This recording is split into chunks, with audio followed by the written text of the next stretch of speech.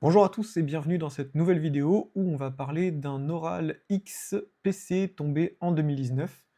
Alors c'est un oral qui s'adresse au L2 parce que on va parler de réduction et plus précisément de réduction avec polynôme annulateur. Donc on va lire ensemble l'énoncé, soit E un espace vectoriel sur ses deux dimensions n, F un endomorphisme diagonalisable, montrer qu'il existe A appartenant à E tel que A f de A jusqu'à f puissance n-1 de A soit une base de E si et seulement si f possède n valeurs propres distinctes. Donc c'est un exercice qui est assez classique. Ce genre d'endomorphisme, on appelle ça des endomorphismes cycliques. J'ai quelques petits exercices à ce sujet, donc on y reviendra peut-être sous d'autres aspects qui viennent plus du programme MP, par exemple, des caractérisations avec le polynôme minimal, dans d'autres vidéos. Donc j'ai un petit exercice de centrale qui est assez rigolo sur ce sujet. Donc voilà, alors n'hésitez pas à chercher par vous-même, c'est pas un exercice qui est très difficile, donc mettez la vidéo en pause avant que je mette les indications et si vous trouvez pas, regardez les indications et cherchez encore par vous-même. Donc tout de suite, on passe aux indications. Comme on veut montrer un si et seulement si, on va faire un sens direct et un sens indirect. Donc pour le sens direct, on a une base, donc ça semble assez logique de regarder la matrice de f dans cette base, et ensuite essayer de voir la forme qu'elle a cette matrice, ça va être assez simple. Et ce qu'on peut en dire. Qu'est-ce que ça signifie montrer que f a n valeurs propres distinctes? Qu'est-ce qu'on peut montrer par rapport aux espaces propres, d'accord? Sachant que f est diagonalisable, bien sûr. Et ensuite, pour le sens indirect, on sait que notre endomorphisme a une valeur propre distincte, donc là ça implique qu'il est diagonalisable, même si on le sait déjà. Et donc considérer une base de vecteurs propres, et essayer de construire le vecteur A, donc celui qui va nous intéresser pour construire la nouvelle base A f de A jusqu'à fn-1 de A, le plus simple possible par rapport à notre base de vecteurs propres.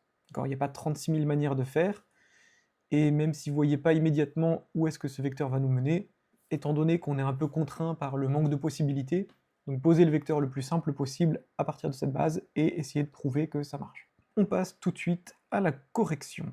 Donc pour le sens direct, donc on suppose qu'il existe un tel A, et donc puisqu'on a une base, qu'on a un endomorphisme, ça semble assez logique d'écrire la matrice de notre endomorphisme dans cette base-là. Donc on a alors donc la matrice de f dans cette base, donc on se rappelle, la définition, ça va être, on va regarder f du premier vecteur, f du deuxième vecteur, etc., jusqu'à f du dernier vecteur, exprimé comme combinaison linéaire des éléments ici de notre base, d'accord? Donc ici, bon bah, f de a, comment est-ce qu'il s'écrit dans la base ici? Bon bah, il s'écrit comme 0 fois f de a, 0 fois a, une fois f de a, et ensuite que des zéros, d'accord? Pour f carré de a, bah, c'est pareil, ce sera le troisième vecteur, donc on aura 0, 0, 1, puis que des zéros, voilà. Et ensuite, ça va continuer comme ça jusqu'à l'avant-dernier. Là, je vais faire un petit peu de place. Donc l'avant-dernier, ça va être f puissance n-1 de a. Pareil, il n'y aura que des zéros, et ce sera le dernier vecteur de notre base. Et ensuite, on va l'appeler, hop, mu1 jusqu'à mu-n, d'accord? De toute façon, on va voir que on s'en fout, d'accord? Cette dernière colonne, elle va pas nous intéresser. Ok? Et maintenant, ce qu'on va faire pour montrer que notre endomorphisme possède n valeurs propres distinctes, c'est tout simplement montrer que tous les espaces propres tous les espaces propres en fait vont être de dimension 1. D'accord? Donc, qu'est-ce qu'on va faire? On va nommer une valeur propre. Donc soit lambda appartenant au spectre de f. Une valeur propre. Et maintenant, on va regarder ce que c'est la matrice. Donc, celle-ci, je vais l'appeler A. Hop. Et on va regarder ce que c'est A moins lambda fois in. Donc ça va nous faire une nouvelle matrice, donc moins lambda. Vous allez voir que c'est ça qui va être intéressant. Il n'y a pas grand-chose qui va nous intéresser quand on va bien observer notre matrice. Donc on aura lambda, ici on aura mu n moins lambda, mais on va voir qu'on s'en fiche complètement. Et ici, mu1 jusqu'à mu n moins 1 ici, hop, on peut l'écrire si on veut. Voilà. Et ici que des zéros en haut. Donc là, comme souvent en réduction, il ne faut pas les chercher midi à 14h. d'accord? Avant de calculer des systèmes, avant de calculer des déterminants, on fait ce que j'appelle de la réduction contemplative, c'est-à-dire qu'on observe nos matrices, d'accord? Et là, notre matrice, elle nous dit tout ce qu'on a besoin. Nous, ce qui nous intéresse, c'est de connaître la dimension du noyau de ce machin-là.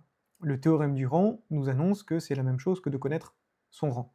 Si on connaît le rang de cette matrice, alors on connaît la dimension du noyau. Bah, très bien, mais en fait, cette matrice, elle nous dit tout.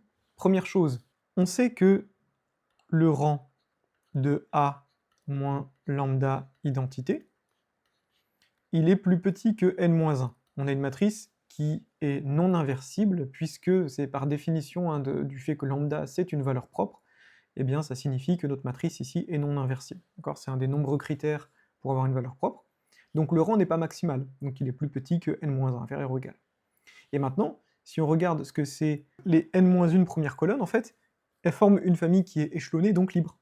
Et on en déduit que le rang de A, le rang de A moins lambda identité est supérieur ou égal à n-1.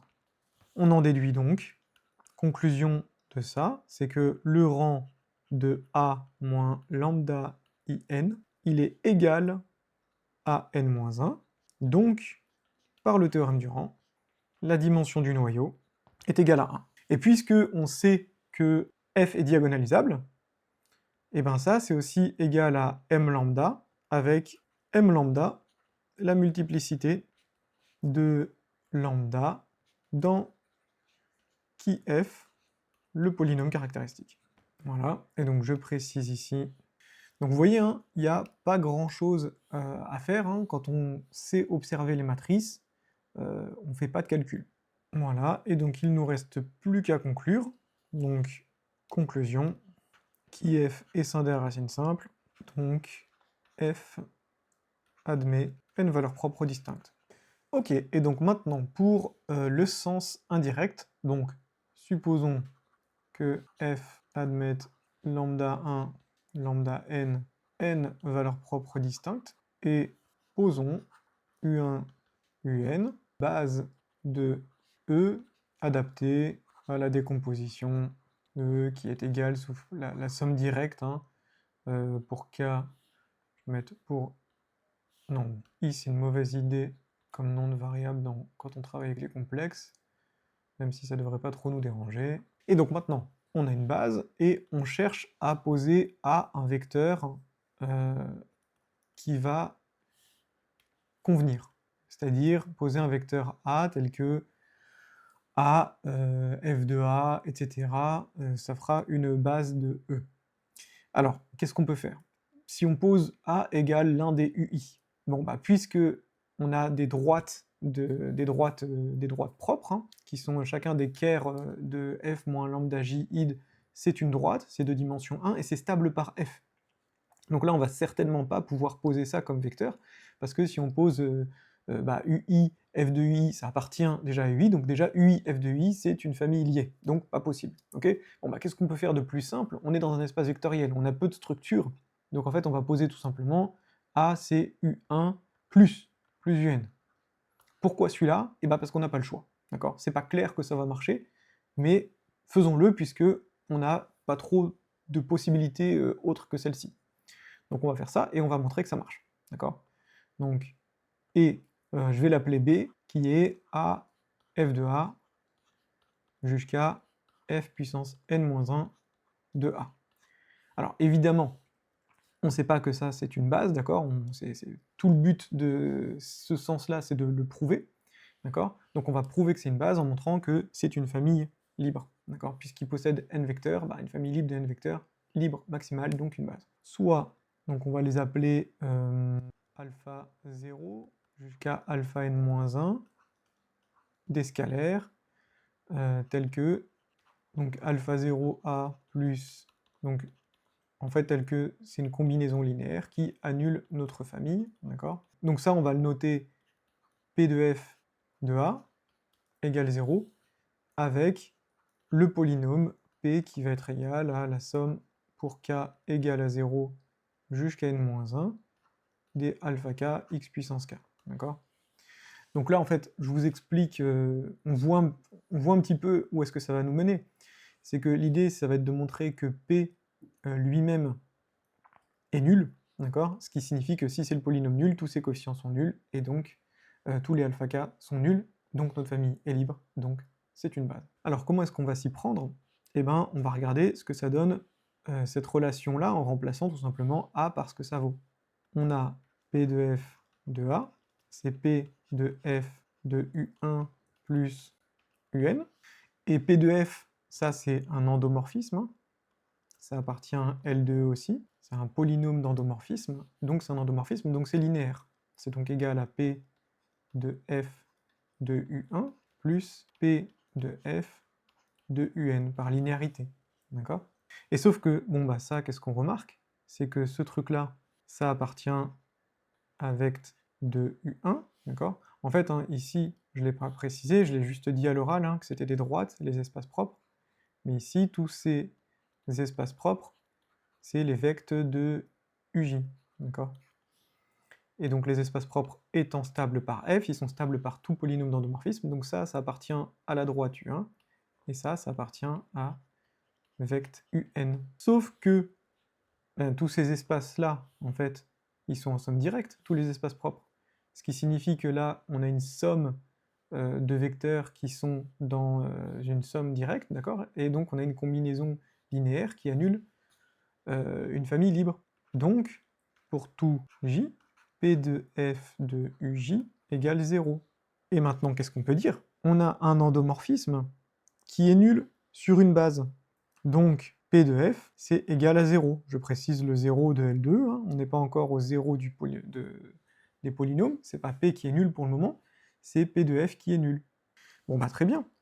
Mais là, on a réussi à obtenir le fait que P est un polynôme annulateur, idest, P, donc maintenant appartient à C crochet X, est un polynôme annulateur de F. Et qu'est-ce qu'on sait d'un polynôme annulateur? Eh bien, l'ensemble de ses racines contient tout le temps le spectre. D'accord? Ça, c'est une propriété qui est vue en cours. Donc, le spectre de F, qui est égal à lambda 1 jusqu'à lambda j, jusqu'à lambda n, est inclus dans les racines de P. Donc ce dernier est alors divisible par x moins lambda 1, x moins lambda n, qui est de degré n. Et n étant plus grand que n-1, ce n-1 est à mettre en perspective avec le n-1 qui est le coefficient de degré maximal de P. Donc or, voilà, degré de P c'est inférieur ou égal à n-1, donc P est égal à 0. Ça signifie donc que tous ces coefficients sont nuls, donc B est une base. Donc vous voyez, hein, en fait, on trouve directement le bon vecteur, pas par intuition. Moi, je ne le voyais pas vraiment, hein, que ça allait être que ce choix de A allait être le bon choix, mais par contrainte. On peut pas faire. On n'a pas 36 000 directions dans lesquelles partir, donc prenons une initiative et voyons si ça marche, d'accord? C'est ce qui est attendu pour un oral, hein, donc pour des oraux de l'X, hein, en fait de partout, hein, que ce soit hein, de X, ENS jusqu'à CCINP, c'est ce qui est attendu des candidats, d'accord, qui prennent des initiatives et qui constatent eux-mêmes est-ce que ça marche ou est-ce que ça ne marche pas, voir les limites de ce qu'on propose, et réussir à aboutir hein, tout seul, c'est le mieux, d'accord? Et si on n'y arrive pas, avec l'aide du jury. On se rappelle qu'un oral, c'est un échange.